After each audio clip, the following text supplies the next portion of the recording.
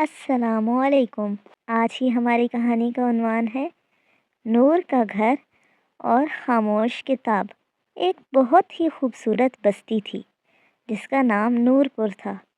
اس بستی کے وسط میں ایک چھوٹی سی پہاڑی پر ایک بزرگ رہا کرتے تھے جنہیں سب پیار سے دادا جان کہتے تھے۔ دادا جان کے پاس علم کا خزانہ تھا اور ان کے گھر ہمیشہ بچوں کی چہچہاہٹ سے گونجتا رہتا تھا۔ رمضان کا چاند نظر آنے میں صرف 3 دن باقی تھے۔ بستی کے سب بچے جن میں احمد، زویا اور علی پیش تھے دادا جان کے پاس جمع ہوئے تاکہ رمضان کی تیاری کے بارے میں کچھ سیکھ سکیں۔ احمد نے اشتیاق سے پوچھا، دادا جان، کیا رمضان صرف بھوکا پیاسا رہنے کا نام ہے؟ دادا جان مسکرائے اور بولے، نہیں میرے بچوں، رمضان تو اس خاموش کتاب کو دوبارہ زندہ کرنے کا مہینہ ہے جو ہمارے گھروں میں سب سے اونچی مقام پر رکھی ہوتی ہے۔ بچے حیران رہ گئے۔ خاموش کتاب؟ وہ کون سی ہے؟ دادا جان نے الماری سے ایک نہایت ہی خوبصورت غلاف میں لپٹا ہوا قرآن پاک نکالا۔ انہوں نے بچوں کو اپنے گرد بٹھایا اور ایک ایسی بات بتائی جو انہوں نے پہلے کبھی نہیں سنی تھی۔ دادا جان کہنے لگے، بچوں، تصور کرو کہ ایک بہت بڑا اور گہرا اندھیرا جنگل ہے جہاں کچھ نظر نہیں آتا۔ اللہ تعالیٰ نے انسانوں کو اس اندھیرے سے نکالنے کے لیے ایک نورانی چراغ بھیجا جسے ہم قرآن پاک کہتے ہیں۔ رمضان وہی مہینہ ہے جس میں یہ چراغ زمین پر پہلی بار روشن ہوا۔ پھر انہوں نے ایک دلچسپ مثال دی۔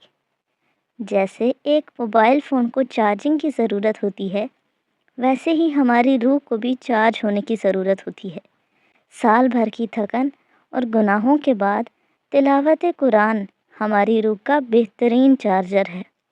دادا جان نے بتایا کہ ایک مرتبہ ایک شخص پریشان ہو کر ایک عالم کے پاس گیا اور کہا کہ میں قرآن پڑھتا ہوں تو مجھے یاد نہیں رہتا، اس کا کیا فائدہ؟ عالم نے اسے ایک گندی اور کوئلے والی ٹوکری دی اور کہا، دریا سے اس میں پانی بھر کر لاؤ۔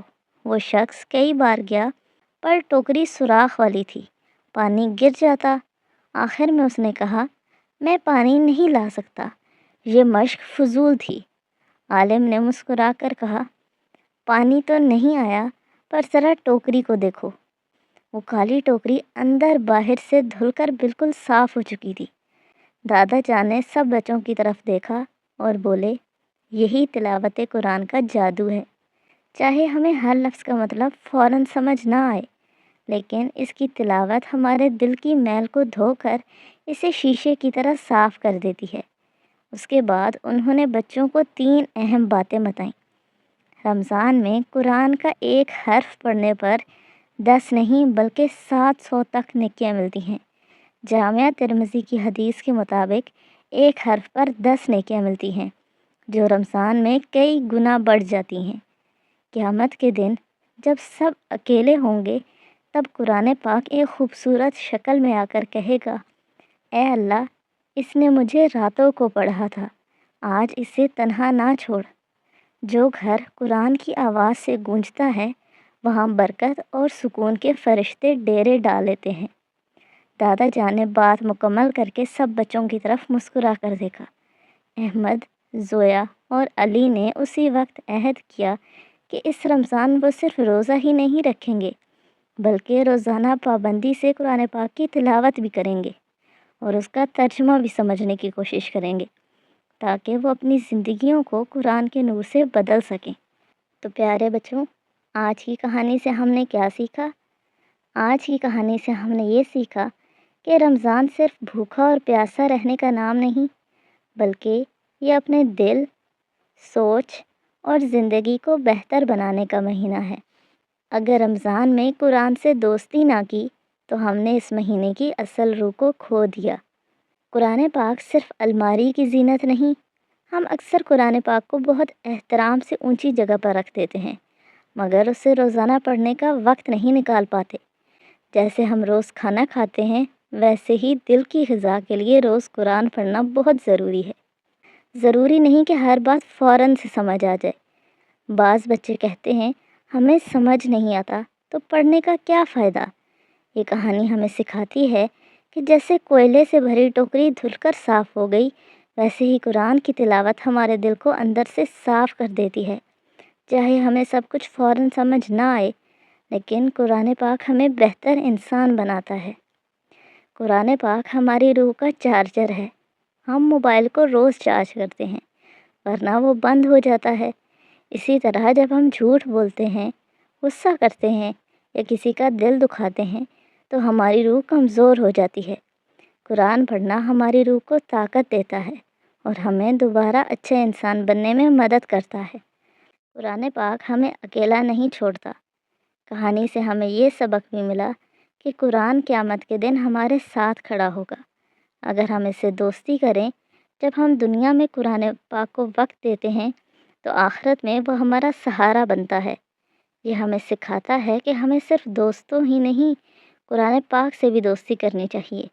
اور آپ نے یہ بھی سنا ہوگا کہ حضرت علی علیہ السلام کا قول ہے کہ اگر تم چاہتے ہو کہ اللہ سے کلام کرو تو نماز پڑھو، اور اگر چاہتے ہو کہ اللہ تم سے کلام کرے تو قرآن پڑھو۔ اور یقین جانیں، جب ایک دفعہ آپ ترجمے کے ساتھ قرآن پاک پڑھنا شروع کر دیتے ہیں نا، تو پھر آپ کو احساس ہوتا ہے کہ میں نے یہ پہلے کیوں نہیں پڑھا۔ لیکن وہ کہتے ہیں نا، ہر چیز کا ایک وقت ہوتا ہے، تو ابھی بھی دیر نہیں ہوئی اپنے رب سے دل کے رشتے جوڑنے میں۔ جس گھر میں قرآن پڑھا جائے وہاں سکون ہوتا ہے۔ اگر ہمارے گھر میں قرآن کی آواز گونجے تو لڑائیاں کم ہو جاتی ہیں، دل نرم ہو جاتے ہیں اور گھر میں برکت آتی ہے۔ ہمیں کوشش کرنی چاہیے کہ روز تھوڑی سی تلاوت کر لیا کریں تاکہ ہمارا گھر بھی نور کا گھر بن جائے۔ پیارے بچوں، آج کی کہانی ہمیں یہ سکھاتی ہے کہ رمضان میں ہمیں صرف روزے ہی نہیں رکھنے، بلکہ اپنے دل کو بھی قرآن کے نور سے روشن کرنا ہے۔ اپنی ڈیلی روٹین میں تو تلاوت کرنی ہی چاہیے، لیکن رمضان میں لازمی کوشش کریں کہ زیادہ سے زیادہ قرآن پاک پڑھیں، کیونکہ اس کا بے تحاشا ثواب ہے۔ اگر ہم روز تھوڑا سا قرآن پاک پڑھیں، سمجھنے کی کوشش کریں اور اس پر عمل کریں تو ہم سچے، اچھے اور اللہ پاک کو پسند آنے والے بچے بن سکتے ہیں۔ تو آج اپنے دل سے وعدہ کریں، اس رمضان ہم قرآن پاک کو صرف سجا کے نہیں رکھیں گے، بلکہ روز پڑھیں گے، سمجھیں گے اور اپنی زندگی میں اپنائیں گے۔ تو آج کے لیے اتنا ہی، کل ملیں گے ایک نئی کہانی کے ساتھ۔ تب تک کے لیے اللہ حافظ، فی امان اللہ۔